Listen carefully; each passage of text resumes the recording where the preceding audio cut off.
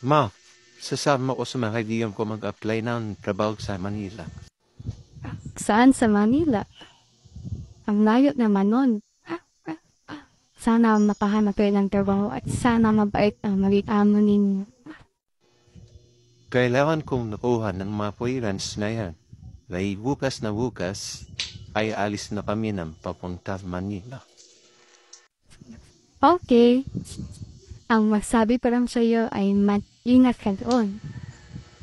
Huwag kalimutan dasal. Kaya din dito, ma'am, mag-ingat kayo. Okay. Sana okay ang papasukan mong trabaho doon. Masabi ko lang sa iyo, magtrabaho ka para sa pamilya at focus sa pamilya. Huwag gagawa ng makakasira sa pamilya. Maghihintay kami sa iyong pag-uwi at mamimiss ka namin. I love you. Salamat sa iyong advice, ma'am. Balitaan nilang kita raw nakatrabaho na ako at padala nila ako kung makasahod na.